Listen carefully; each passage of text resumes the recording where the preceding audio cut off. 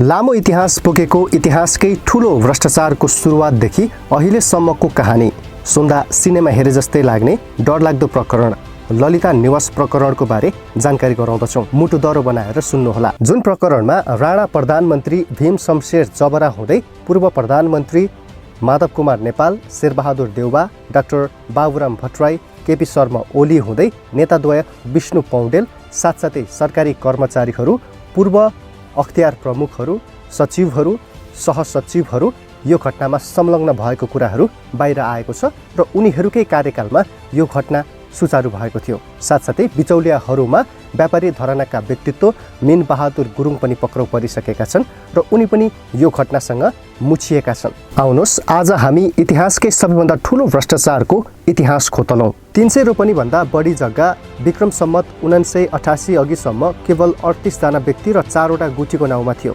जसमा तत्कालीन राणा प्रधानमन्त्री भीम शमशेर जबराले उति बेलाको राजा मार्फत यो सबै जग्गा सट्टापट्टा गरेर आफ्नो नाउँमा पारेका थिए। उक्त जग्गालाई राणाहरूका देवी ललिता देवीको नाउँमा समर्पण गरिएको कारण यो ठाउँलाई ललिता निवास भन्ने गरियो। भीम शमशेरका छोरा हिरण्य शमशेर जबरा, त्यसपछि उनका छोरा सुवर्ण शमशेर जबरा हुँदै जग्गाको हक अगाडि सर्दै गयो। 2007 साल आइपुग्दा प्रजातन्त्रको सेरोफेरोमा नेपाली कङ्ग्रेसका प्रभावशाली नेता सुवर्ण शमशेर जबराको नाउँमा यी सबै जग्गाहरू नामसारी भइसकेको थियो।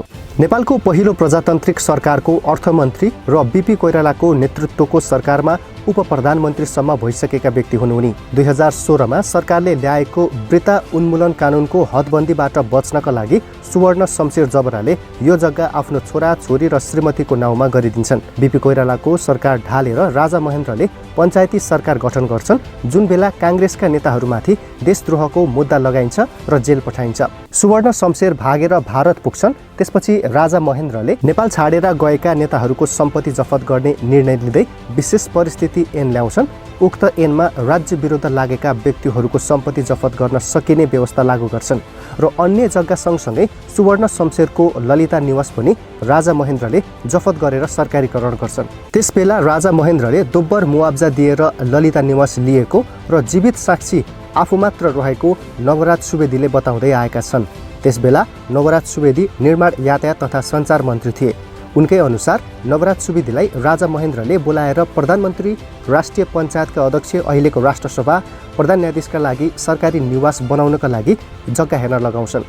त्यसपछि नवराज सुवेदीले ललिता निवासको जग्गा सिफारिस गर्छन् र त्यहाँ काम सुरु हुन्छ। अब जहाँ अहिले स्थानीय विकास मन्त्रालय सकेर यी जम्मै 7 वटा कि 8 वटा दरबारहरू एकैचोटि अधिग्रहण गरिए।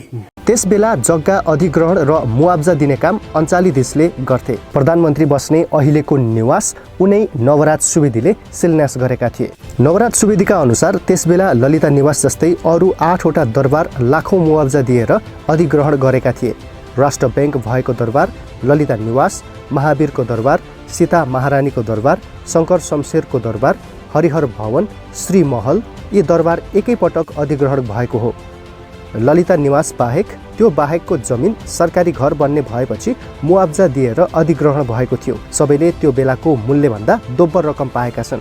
सुवर्ण शमशेरको अधीनमा रहेको 14 रोपनी जग्गा भने राजा महेन्द्रले सिधै जफत गरेर गृह मन्त्रालय अन्तर्गत समर्जङ कम्पनी खडा गरेर त्यो कम्पनीको अधीनमा राखिएको थियो। 14 रोपनी बाहेकका जति पनि सुवर्ण शमशेरको अधीनमा रहेका जग्गा जमिनहरू थिए, ती जग्गा जमिनको भने पैसा दिएर दोब्बर मुआब्जा दिएर राजा महेन्द्रले जफत गरेका थिए। पछि 2036 सालमा राजा वीरेन्द्रले आफ्नो ठाडो आदेशमा कुमार बस्नेत लगायतका दरबारियाहरूलाई 300 रोपनी भित्रै पर्ने 12 रोपनी 6 आना जग्गा बक्सिसको रूपमा बाँडिदिन्छन्।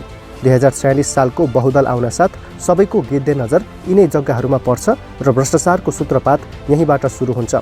बहुदलको पहिलो प्रधानमन्त्री बने कृष्णप्रसाद भट्टराई।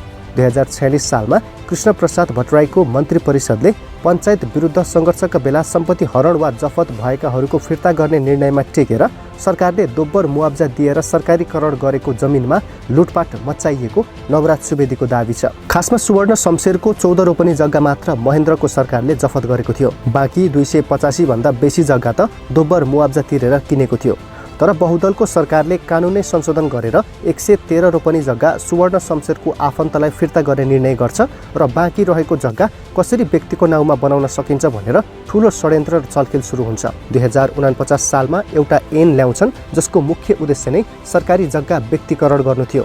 त्यस ऐनमा मालपोत कार्यालयलाई निर्देशन दिइन्छ। त्यसबेला प्रधानमन्त्री थिए शेरबहादुर देउबा। यो ऐन बनेको 2 दिनभित्र सुवर्ण शमशेरको परिवार आफन्तहरूलाई झिकाएर विभिन्न चरणमा सुनिता राणा, शैलजा राणा, रकम शमशेर राणा, हेमन्त शमशेर राणा आदिको नाउँमा करिब 113 रोपनी जग्गा सारिन्छ। यो जग्गा सार्न सहयोग गर्ने कर्मचारीहरूमा पर्छन् तत्कालीन शाखा अधिकृत पूर्व निर्वाचन आयुक्त सुधीर कुमार शाह जो पक्राउ परिसकेका छन्, उनको पत्नी उर्मिला, पूर्व सहसचिव गेहनाथ भण्डारी, उनको श्रीमती भुवन कुमारी चापागाई आदि, जसलाई काम गरिदिए बापत 23 रोपनी जग्गा नै घुसमा दिइन्छ। बाँकी रहेको 56 रोपनी जग्गा हडप्नका लागि अर्को खेल सुरु हुन्छ, जुन खेलभित्रका बिचौलिया खेलाडीहरू थिए शुभकान्त ढकाल, रामकुमार सुवेदी, मिनबहादुर गुरुङ आदि। भ्रष्टाचारको प्रक्रियामा नक्कली मोही खोज्ने, मालपोतबाट सदर गराउने, जग्गा मोहीको नाउँमा सार्ने र आधा मोहीलाई र आधा बिचौलियाहरू बाँडेर खाने गर्थे।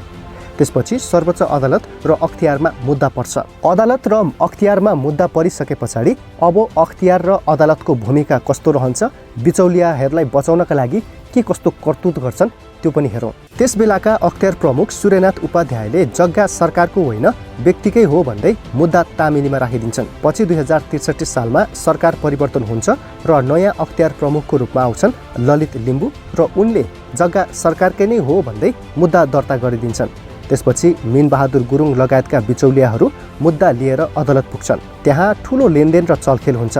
त्यसबेलाका सर्वोच्च अदालतका न्यायाधीश बलराम केसी र राजेन्द्र कोइरालाले जग्गा सरकारको नाउँमा लैजाने अख्तियारको निर्णय बदर गरी व्यक्तिकै हुने फैसला सुनाउँछन्। अख्तियारले फेरि न्यायिक पुनरावेदनको ढोका ढकढकाउँछ। त्यसबेलाका सर्वोच्च अदालतका न्यायाधीश खिलराज रेग्मी, मिनबहादुर रायमाझी, अनुपराज शर्माको फुल बेन्चले अगाडिको अदालतको निर्णयलाई नै सदर गरेर जग्गा व्यक्तिकै नाउँमा हुने फैसला सुनाउँछ। ती न्यायाधीशहरू जसले सो फैसला सुनाए उनीहरू पछि प्रधान न्यायाधीशसम्म भए। तपाईँले म केही समय अगाडिको घटना सुनाउँछु। काठमाडौँ महानगरपालिकाका मेयर बालेन शाहले सर्वोच्च अदालत अथवा चाहिँ कुनै पनि देशको अदालत र नेताहरू भारतका गुलामहरू हुन्, उनीहरू निष्पक्ष रूपमा काम गर्न सक्दैनन् भनेर आरोप लगाइरहँदा उनीमाथि नै मुद्दा दर्ता भयो। तर पछिल्लो घटनाक्रमलाई अथवा इतिहासलाई हामीले कोट्याएर हेऱ्यौँ भने आज जसरी ललिता निवास प्रकरणमा व्यक्तिहरू पक्राउ परिरहेका छन् र आजसम्म यो ललिता निवास प्रकरण किन लम्बिरहेको छ भन्ने कुरामा चाहिँ अख्तियार र सर्वोच्च अदालतको गलत निर्णयको कारण पनि यो भएको भन्ने बुझिन्छ। साथसाथै त्यो बेलामा स्वार्थ बाजिएको थियो अथवा अदालत आफै निष्पक्ष थिएन र अख्तियार आफै निष्पक्ष थिएन भन्ने कुरा स्पष्ट देखाउँछ। यसरी हामी बुझ्न सकिन्छ कि अदालत आफैमा जहिले पनि सही हुन सक्दैन, त्यसका निर्णयहरू पनि कहिलेकाहीँ गलत हुन पुग्छन् अथवा अख्तियार पनि आफैमा विवादित संस्था हो। त्यसपछि 2066 सालमा प्रधानमन्त्रीको रूपमा माधव कुमार नेपाल आइपुग्छन्। त्यसपछि त्यो भ्रष्टाचार लुकाउन सकिने सहज ऐनहरू उनले ल्याउँछन्। गृह मन्त्रालय अन्तर्गत रहेको समर्जन कम्पनीको अधीनमा रहेको 33 रोपनी जग्गा पशुपति टिकिन्छा गुठी खडा गरेर जग्गा लैजाने प्रपञ्च रचिन्छ। गुठीलाई फर्जी मोही बनाइन्छ। बालुवाटार फराकिलो बनाउने न्यूमा सरकारले जग्गा सट्टापट्टा गरेर मन्त्री परिषदबाटै निर्णय गरेर पास गर्छन्। प्रधानमन्त्री माधव कुमार नेपाल र उप प्रधानमन्त्री विजय कुमार गच्छेदारमाथि मुद्दा चल्छ। गच्छेदार पक्राउ पनि पर्छन्, तर ऊ बेलाको प्रधानमन्त्री माधव कुमार नेपालमाथि नै मुद्दा भने चल्दैन। नीतिगत निर्णय गरेको भन्दै अख्तियारले मुद्दा चलाउँदैन। मुद्दा नचल्ने भएकै कारण मन्त्री परिषदबाट पास गरिएको थियो। त्यसपछि नेकपा एमालेका नेता विष्णु पौडेलको नाममा जग्गा रहेको कुरा खुल्न थाल्छ। उनले आफ्नो जग्गाको मुखबाट बाटो लग्न भयभरको शक्ति प्रयोग गर्छन्। विवादित हुँदै गएपछि उनले पछि जग्गा फिर्ता गर्छन्। उनलाई पछि मुद्दा लगाइँदैन, छानबिन नै हुँदैन। 2069 सालमा प्रधानमन्त्री बन्छन् डाक्टर बाबुराम भट्टराई। माधव कुमार नेपालको पालामा अधुरो रहेको कार्य उनले पुरा गरिदिन्छन्। 4 रोपनी 15 आना जग्गा टिकिन्छा गुटीको नाममा फेरि सारिदिन्छन्। यो पनि मन्त्री परिषदकै निर्णयबाट पारित गर्छन्। अदालत र अख्तियारले माधव कुमार नेपाल र विष्णु पौडेललाई जसरी उन्मुक्ति दियो त्यसै गरी डाक्टर बाबुराम भट्टराईलाई पनि उन्मुक्ति दिन्छन्। 2075 सालमा केपी शर्मा ओलीको सरकार गठन हुन्छ। सरकारले त्रिताल आयोगको नाउँमा छानबिन समिति गठन पनि गर्छ। जग्गा हिनामिना संलग्नको प्रारम्भिक पहिचान पनि गर्न सुरु गर्छ।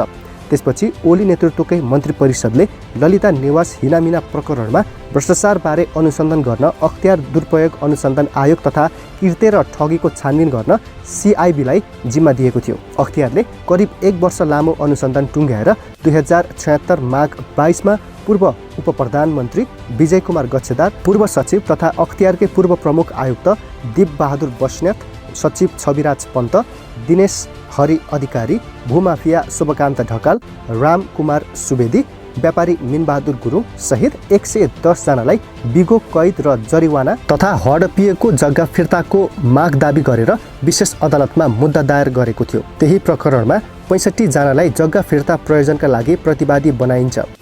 त्यसबेला एमाले निकट अख्तियार प्रमुख नवीन घिमिरेले मुद्दा दायर गरेका थिए। त्यो बेला प्रधान न्यायाधीश थिए चोलेन्द्र शमशेर जबरा। उनले यो भ्रष्टाचारको फैसला गर्ने मिति समेत तोकिसकेका थिए, जसमा ठुला साना सबै माछा जस्तै माधव कुमार नेपाल, डाक्टर बाबुराम भट्टराई, शेरबहादुर देउबा आदि जालमा पर्ने भएपछि हतार हतार अन्य गल्तीहरू खोजेर चोलेन्द्र शमशेर जबरालाई महाभियोग लगाउने खेल सुरु हुन्छ।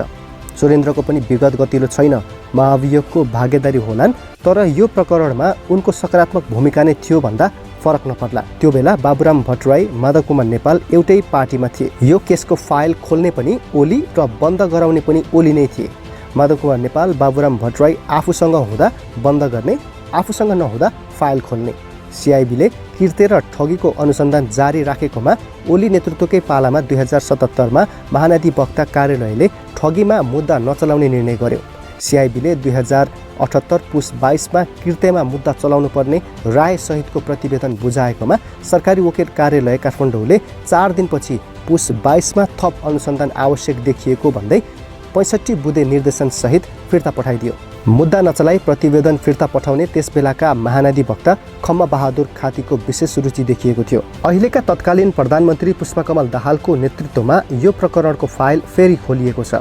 तर विगतदेखि नै यो प्रकरणलाई राजनीतिक स्वार्थको रूपमा खोल्ने, बन्द गर्ने यस्तै गर्दै आइएको छ। राजनीतिक प्रतिशोधको हतियारको रूपमा प्रयोग गरी एक अर्कालाई नियन्त्रण वा साइजमा राख्ने नियत देखिन्छ। छोरी पिटेर बुहारी तर्साउने खेल खेलिँदैछ भन्दा फरक नपर्ला। अहिलेको सरकारले जुन काम गरिरहेको छ, पछिल्लो समयको घटनाक्रमलाई हेर्दाखेरि नक्कली भुटानी शरणार्थी प्रकरणमा पनि केही व्यक्तिहरू पक्राउ गरेको छ। तर चर्चामा चलेका, नाम मुछिएका र ठुलो पदमा भएका व्यक्तिहरूलाई भने अझै पनि पक्राउ गर्न सकिरहेको छैन। त्यो बेला पनि राजनीतिक प्रतिशोधको रूपमा यी घटनाक्रमहरूलाई र अहिलेको सरकारको क्रियाकलापलाई हेरिँदै आएको थियो र अहिलेको यो घटनाक्रमलाई पनि आफ्नो कुर्सी बचाउनका लागि, राजनीतिक प्रतिशोधको लागि अथवा भनौँ छोरी कुटेर बुहारी तर्साउने खेल गरिँदैछ भने यो पक्कै पनि मान्य हुने छैन। यदि यसो हुँदैन भने निष्पक्ष रूपमा नै भ्रष्टाचारको फाइलहरू खोलिँदैछ र भ्रष्टाचारीहरूलाई कानुनको सजायमा ल्याइँदैछ, यो ल्याउने प्रपञ्च रचिँदैछ, साथसाथै नेपालमा समृद्धिको एउटा विकास मोडल तयार गरिँदैछ भन्ने हिसाबले अहिलेको सरकार गएको हो भने नाम मुछिएका जस्तै माधव कुमार नेपाल, डाक्टर बाबुराम भट्टराई, शेरबहादुर देउबा, केपी शर्मा ओली, विभिन्न कर्मचारीहरू साथसाथै विभिन्न बिचौलियाहरूलाई भट्टाभट कारबाही अथवा पक्राउ हुन्छ त, अथवा ती व्यक्तिहरू कानुनको कठघरामा आउन सक्छन् त, ल्याउन सक्छ त? यो पनि मुख्य प्रश्न रहेको छ। आशा छ यो घटनामा निष्पक्ष रूपमा छानबिन होस्, राजनीतिक प्रतिशोधमा अथवा चाहिँ यसलाई राजनीतिकरण गरेर अगाडि बढाइँदैछ वा निष्पक्ष रूपमा जोसुकै होस्, आफ्नै नेताहरू किन नहोस्, माओवादीकै नेताहरू किन नहोस्, जोसुकै भए पनि कानुनको कठघरामा ल्याउनुपर्छ भनेर कुन नियतले अगाडि बढिँदैछ, कुन नियतले अगाडि लगिँदैछ, कुन नियतवश अनुसन्धान भइरहेको छ भन्ने कुरा त समयले नै बताउला। आजले यति नै। धेरै धेरै धन्यवाद।